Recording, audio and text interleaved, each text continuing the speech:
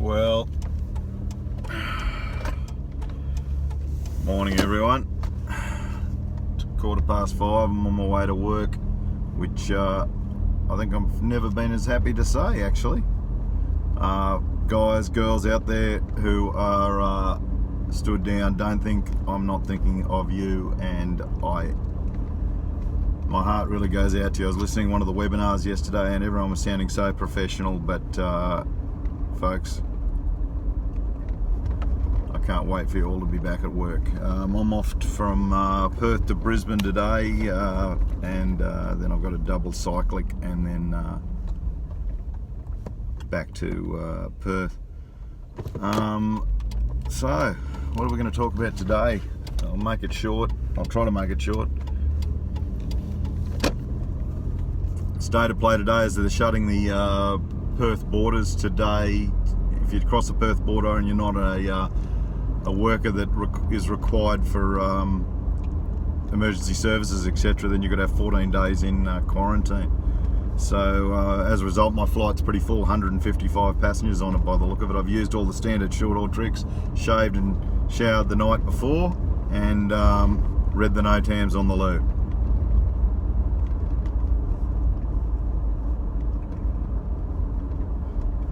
Thank you so much for all the people that have sent me all these positive messages about these videos.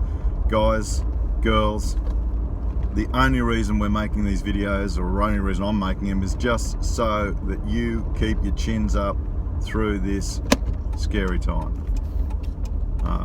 I'm so interested in people's mental health. I very much remember the stories of Ansets collapse and the fallout mental health wise that had effect on the pilot community there. So that's why I'm doing this, and I hope that's why you're tuning in. I feel like I'm going through a real journey with these videos, so I feel like I'm growing.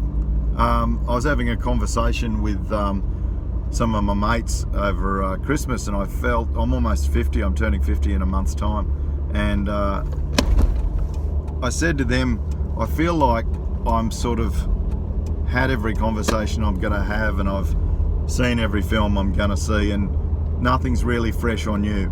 Well, I got my wish. This is fresh and new. I've never seen anything like that and like this, and no one under the age of 90 has seen anything like this either. So interesting times. Today and tomorrow and the next day I want to cover some pretty heavy territory in the tips department. So I think today I'm just going to tackle the elephant in the room, which is fear.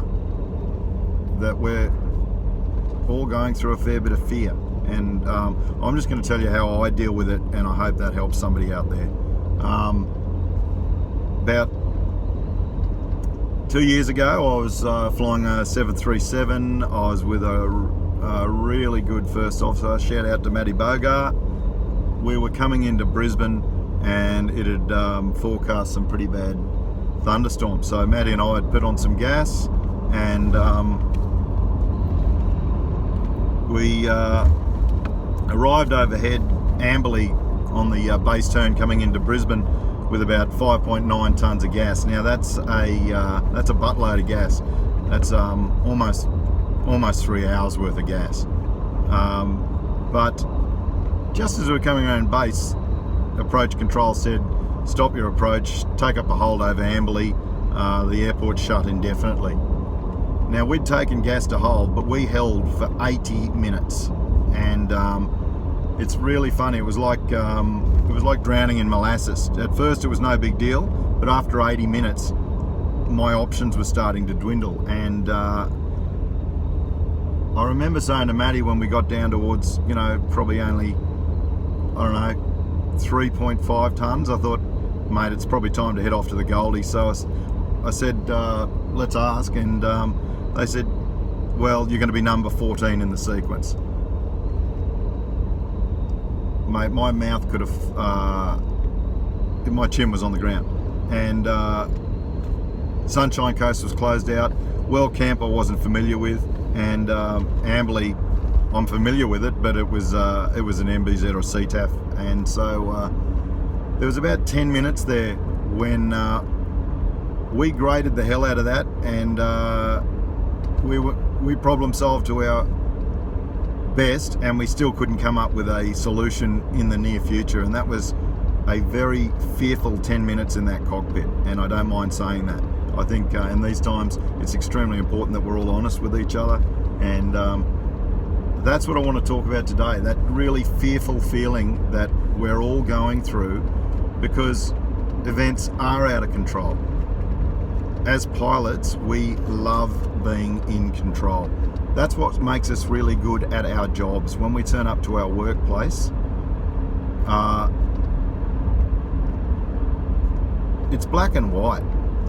That's why our families find us so annoying when Smith, S-M-I-T-H or S-M-Y-T-H, we really care about that. That makes a difference. People's lives depend on that. But they think we're being pedantic. We like being in control. And if we're not in control, we fight like buggers to get back in control. And the trouble with this situation that we find ourselves in right now is that we're not in control, and it creates a great deal of fear. How we deal with that fear going forward will be so important, and we may as well tackle that sort of stuff in our minds now. So today I just want to talk about ways I've heard of dealing with fear, and things that I'm employing right now to get through this at the moment. And I'm still employed at the moment, so I'm one of the lucky ones. I've got a mate at number 2 Flying Training School up here at Pearce. He's been special aircrew for 10 years.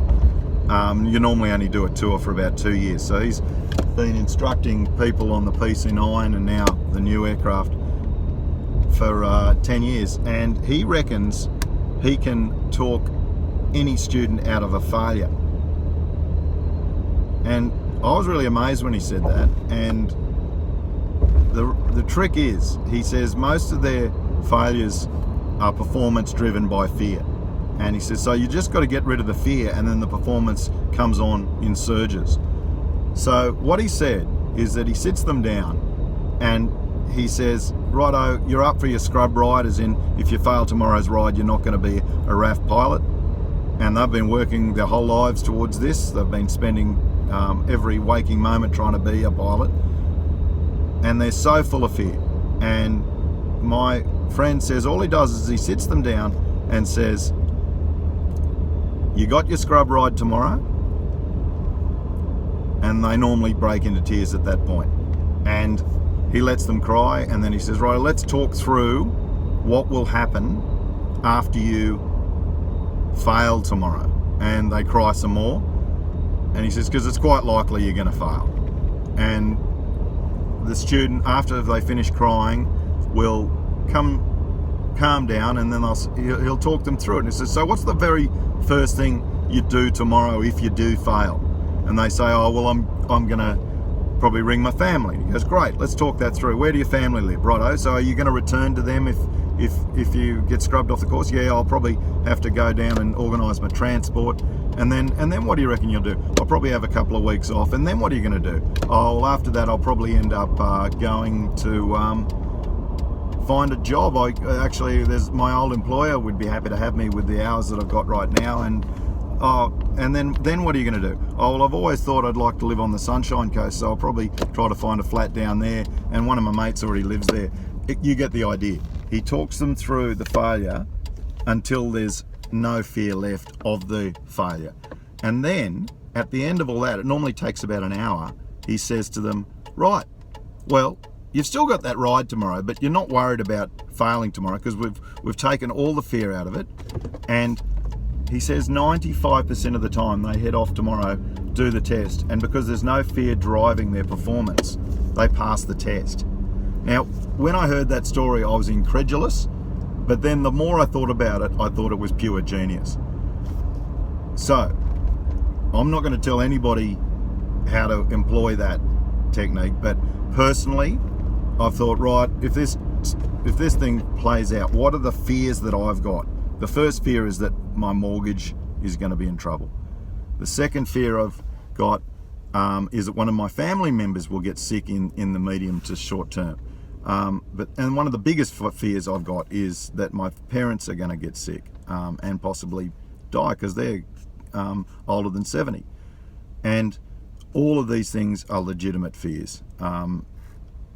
Also, at the end of all that, at some point, I fear that I might not be a pilot, for the last 10 years of my career. So I'll keep using that technique, trying to go through, let's really look failure in the face. Let's look at what this looks like going forward if it doesn't go well for us. If it ends up being that Qantas doesn't pan out long term. I think the guys in other airlines could probably use this technique as well. I found it a very powerful aid. The second thing, I flew with a guy called Bill Waterton, and he's a Buddhist. And I tried to understand how Buddhists work and how a real Buddhist works, because Bill's like got himself an extra 300, and he drives, I think he was driving a nice car. No, the nice car was the example I asked him. I said, Bill, as a Buddhist, do you ever want a Ferrari? And he said, well, if you like cars, yeah, sure, you can want a Ferrari. And I was of the understanding that being a Buddhist was all about minimalism and not wanting a Ferrari. But he said, no, you can want the Ferrari, but the trick with being a Buddhist is you have to then not be upset if you don't get the Ferrari. So the Buddhist thing, I finally sort of worked out, my chicken soup psychology version of it is that all pain in life is created by expectations that might not be realized. So in other words, it's completely not valid for us to have an expectation that we're going to be pilots from 17 through to 60, that we'll have an uninterrupted income stream for that entire point. It's probably invalid that we can hock ourselves up to the eyeballs with our mortgages and there'll be no delay to any income during that whole period. I, like you, have hocked myself up to the eyeballs. I, like you, have a mortgage and expected an uninterrupted income. But the Buddhist way of looking at it is, I really want those things, but when they don't happen, I am not going to have an expectation that they will. So I'm not going to feel the pain. All pain comes from false expectations. So, interesting point of view, and probably the best coping mechanism with a religious aspect to it that I can think of right now. The final one that I want to talk about today, just before I get to the airport, is when we're doing command course, a guy wrote something really cool on the board. Right at the start of the day, he draws a big circle, and then inside it he says what you can change, and on the outside of the circle it was what you can't change. And throughout the day, we're all nervous pre-command, students, and we're all thinking way too hard, and we're asking questions about, well, what if the management does this, and what if this happens, and what if that happens? And to 95% of those questions, he would just walk up to the whiteboard and point to the what you can't change. And eventually it became a joke, and every time a person would ask a question, he'd start to walk towards the whiteboard, and there was nothing further needed to be said. It was just funny. So that's a really effective thing right now, is what can you actually control in your life right now? And I'd say it's very close to home, and I'd also say one of the things I'm using to control my fear at the moment is really being careful about where I get my sources of information from. And for example, I'm listening to those webinars because it's from the horse's mouth, and they've been a real eye-opener for me. I bought into some of the stuff that I'm reading on Crew Room, where I became quite cynical about management. I'm a pretty good judge of character when I listen to people's voices. The people that I'm listening to on those webinars are speaking from the heart. They are going through this thing for the first time, and I have no doubt in my mind that they are doing their best, and that's absolutely my honest truth. almost at the airport now, so I'm going to just stop this part, and then I want to just tell you about a couple more things, and then it's the joke of the day. And all the excitement, I left my hat at home.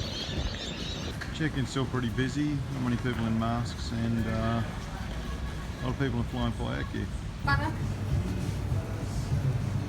Thank you. Can't sit down for planning anymore. I've just realised how long this video's gone for. We'll have to do without all the regular spots from the last 2 days. I'll see you tomorrow. Thanks.